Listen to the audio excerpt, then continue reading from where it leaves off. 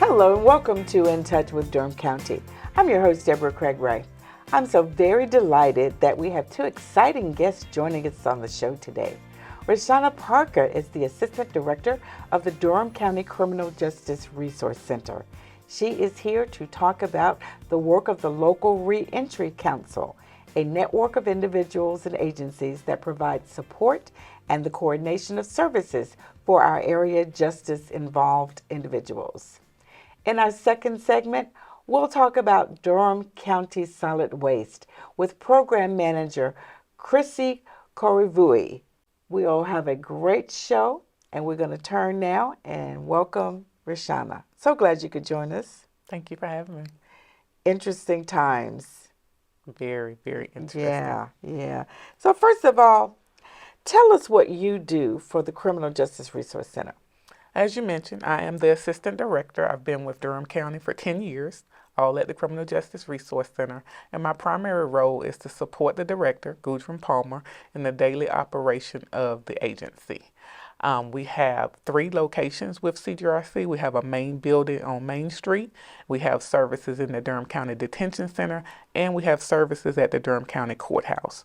So I am mostly responsible for our community-based services, which include cognitive behavior programming, employment services, the Local Reentry Council, Adult Drug Treatment Court, and our diversion programming. Very good. A lot of work. Lots of work. A lot of work. You got a great staff, too. Yes. I sort of gave a broad description at the beginning, but please tell us more intensively, what is the Local Reentry Council? Well, as you mentioned, the Local Reentry Council is a network, a structured network of service providers and organizations that are designed to provide support and services for justice-involved citizens. And with that being said, these agencies are really coming together to provide housing support, treatment support, transportation, child care, just a holistic approach to ensuring that individuals who have had contact with the justice system have the services and supports that they need at the local level to be successful. And so that vision for the Local Reentry Council actually came from the North Carolina Department of Public Safety years ago. As they prepare individuals to be released back into the community, they wanted to ensure that the community also had the infrastructure to receive those individuals back. And so with that, that's how local reentry councils were born. And they started out with 10 actual pilot counties where they introduced local reentry councils. Durham was not an initial county, but we were in the second round of counties that were able to develop and also receive funding from the state to start a local reentry council. Very good, very good. So tell us a little bit more about how CJRC became involved with the LRC. Well, from the work that the Criminal Justice Resource Center has done for many, many years, had a great partnership with the Department of Public Safety and also with the Post-Release and Parole Supervision Commission for many, many years. So what would happen when individuals were being released back into Durham, they would contact CJRC directly to say, can we connect these individuals who are returning back to Durham with your agency? And so that partnership was formed many years ago. In addition to providing that work over the years, when the Local Reentry Council model came to be, Durham Criminal Justice Resource Center became the natural fit to say, okay, we want you guys to apply. Before we could apply, the Durham Criminal Justice Advisory Committee had a vision for reentry here in Durham. And they created a reentry subcommittee that actually kind of morphed into what we now see as the Local Reentry Council with funding from the state. Very good, very good. So it sounds like we made some steps, we learned some things, and we were able to move forward. Absolutely. Great, great.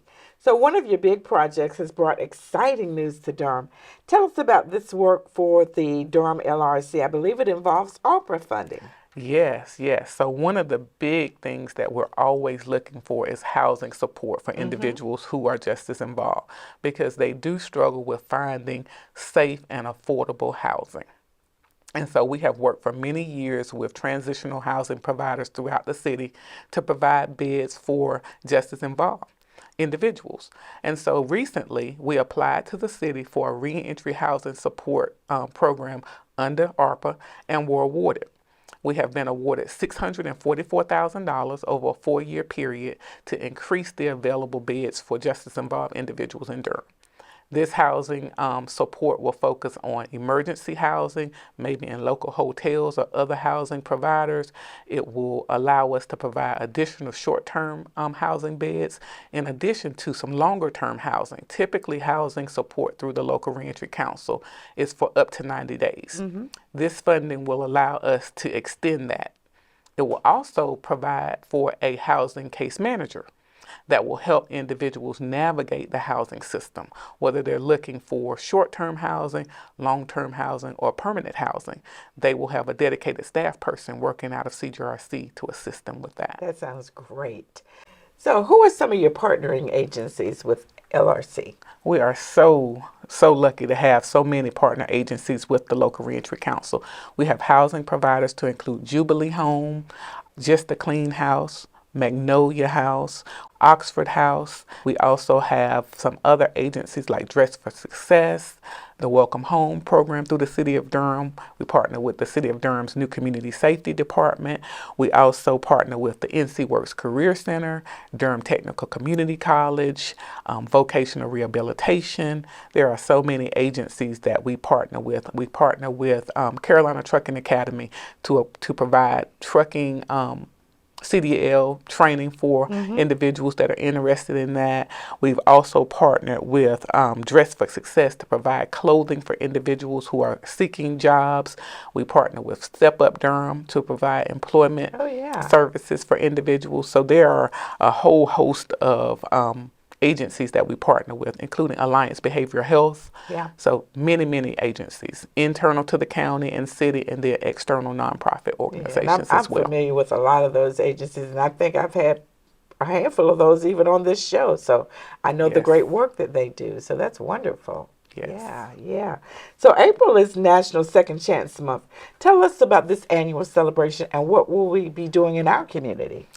Well, April is, as you mentioned, National Second Chance Month, and typically the month starts out with some type of proclamation from the Department of Justice. So the Department of Justice will put out a proclamation explaining how the White House might celebrate this month, and then in addition to that, the Governor's Office typically will put out a statement about National Reentry Month, recognizing the work of organizations with justice-involved individuals, and then also acknowledging the success stories. So for Durham County, what we typically do from CGRC and the Local Reentry Council, we will present a proclamation to the Board of County Commissioners for the month. We will also plan events for clients who have successfully completed our programming. We will have activities for those clients who are currently enrolled in our programs. And then we will also have a networking event for partner agencies. This will be an opportunity for the partners that we work with, that we mentioned earlier, to come together to talk about the services they provide. But it will also serve as an opportunity to engage new partners in the work. So we're excited about April and what's coming. That's great. Now, is this something that a citizen might want to join and participate in? How can citizens participate in this work? Absolutely. The Local Reentry Council is always looking for partners, and it's just not agencies. Individuals can participate in supporting justice-involved individuals as well, because the mentoring component is very important. And one of the things that I failed to mention was about our faith-based partnerships. We have a very good partnership with the Religious Coalition for Nonviolent Durham. They provide faith teams and individual citizens as a part of coming to provide additional support for us. So citizens can definitely be a part of it. They can come to our Local Reentry Council meetings, which happen the third Wednesday of the month at 3 p.m. Right now, we have been hosting those meetings virtually, but we do plan later this year to go back to in-person meetings. But we do encourage citizens and agencies to join us and become a part of the Local Reentry Council, because it's all about bringing together the resources to support individuals who are reentering. Yeah. So I know, Roshanna, we've talked a great deal. Is there something we didn't touch on that you'd like to add before we conclude our conversation today? Yes, I just want individuals to know that the Local Reentry Council is available. It serves as the initial point of contact for individuals that are coming and seeking services. If we cannot provide all those services at the Criminal Justice Resource Center or through the Local Reentry Council, we have a network of agencies that we're working with to provide that support for them. So whether it's around employment, child care, housing, transportation, or whatever the need may be, even the need for a mentor, we will help to connect them to the resources that they need to be successful. So I encourage people to come to our meetings, go to our website, give us a call. We are excited to share the work of the Local Reentry Council. Wonderful, wonderful. Well, we want to thank you and your staff for all the great work you do for our justice-involved community, and indeed it helps our whole community. Thank you so much for having us. All right, well, we'll have to get you on again. Absolutely. Thank you. We're going to take a short break, and when we come back, we'll speak about Durham County solid waste. We'll see you on the other side. Viruses are so tricky. They mutate, they change. And so what we see with viruses is that they're smart enough to change the way they work in our bodies and their effectiveness. So the original doses of COVID-19 vaccine may not be as effective as future doses or current doses because that virus has mutated so much. So it's so important to prime our immune system, get our immune system ready for how that virus is mutating and has mutated so that we'll continue to be protected.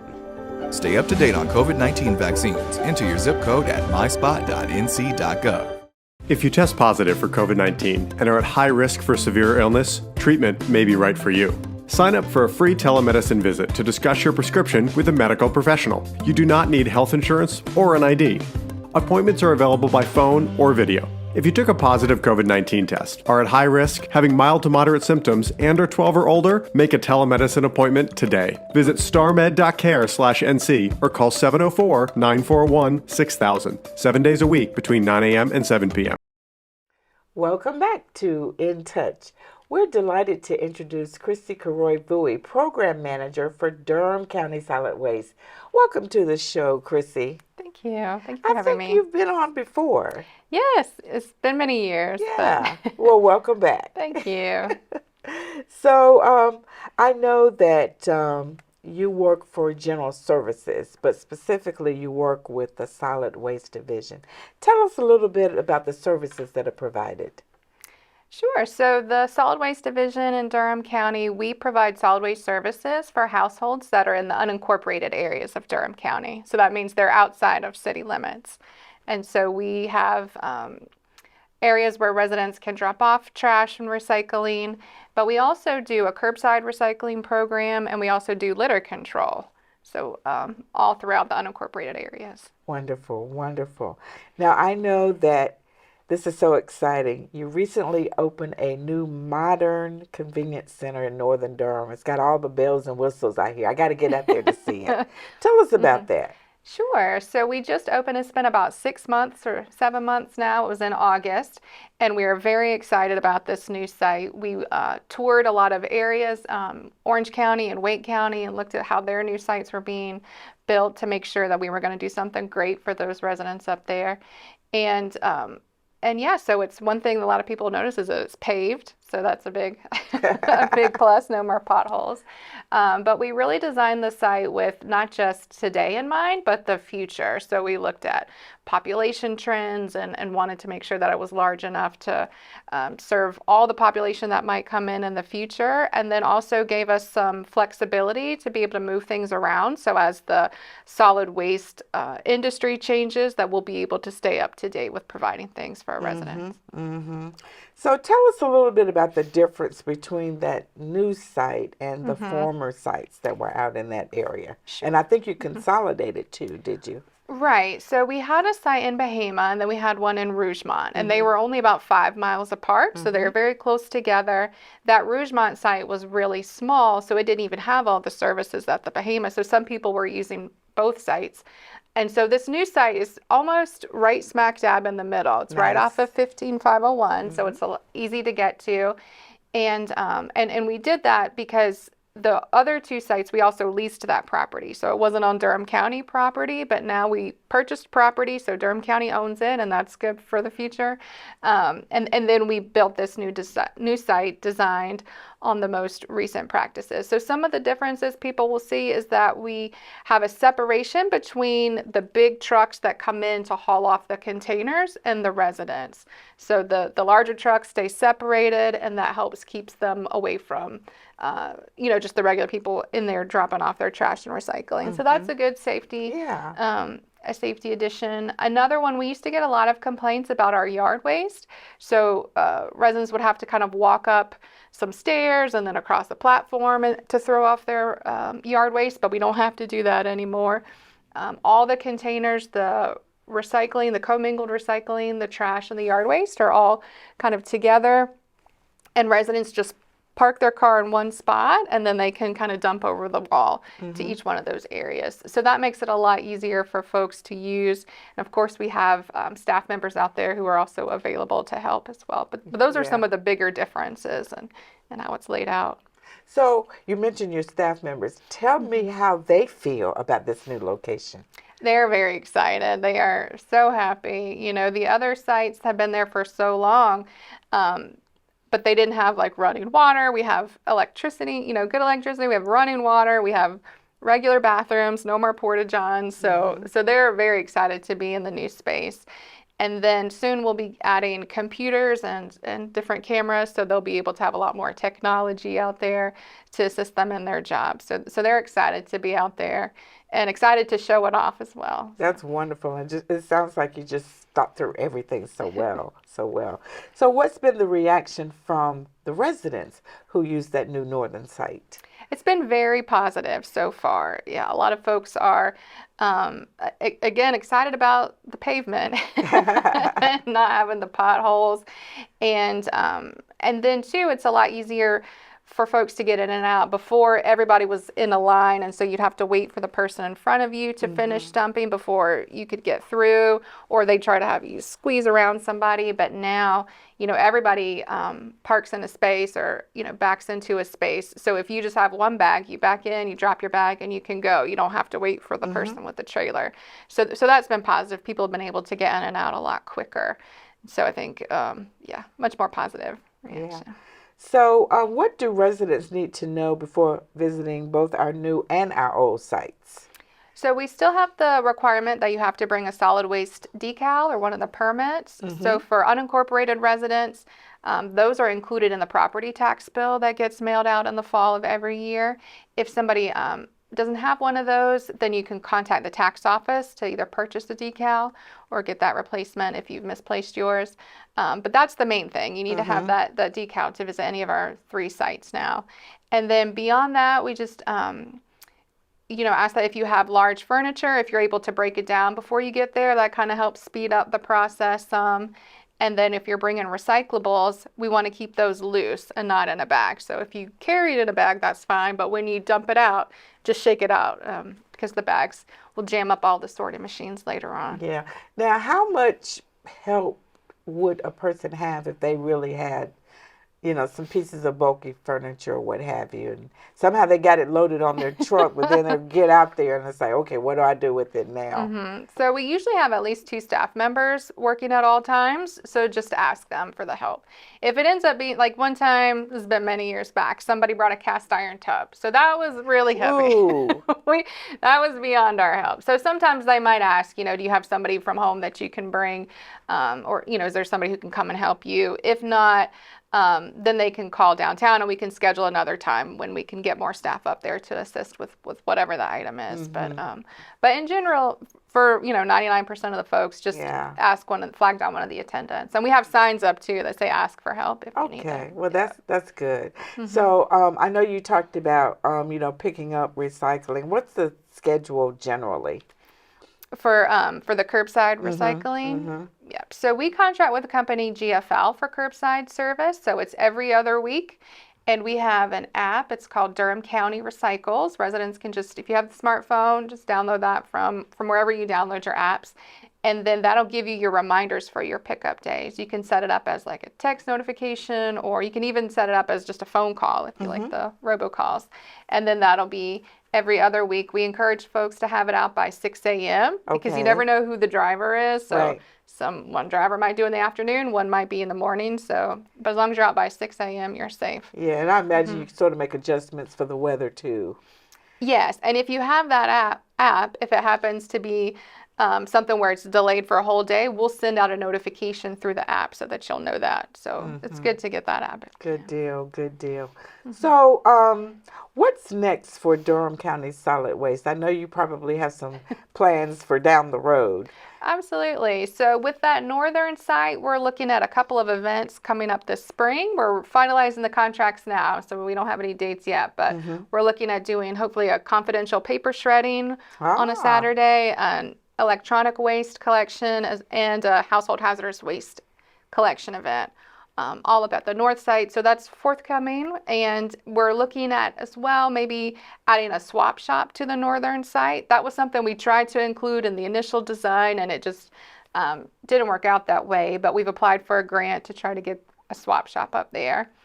For our other sites, we have the Redwood site. That one's off of Electra Road and Redwood Road. So that's our next big project. Okay. We're looking at doing a renovation of that site. So right now, if you use that Redwood site, just ask one of the site attendants to take the survey. We're trying to get feedback for residents to hear about what different services or changes that you would like to have made for that site. Some of it will probably be very similar into the northern site.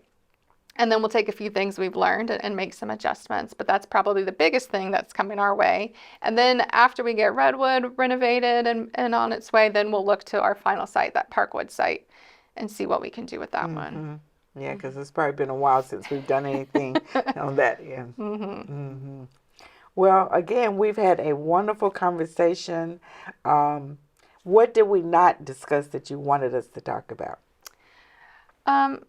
Well, I guess I would just say our office also does, we mentioned litter control and litter cleanups on the roadside. So I say, please don't litter because they are out at least twice a week and it's just not enough as far as those litter pickups. And the other item we do is the solid waste code enforcement. So if you ever in the unincorporated areas see any violations of solid waste ordinance, like there's illegal dumping or something like that, then you can give our office a call and we'll come out and investigate that.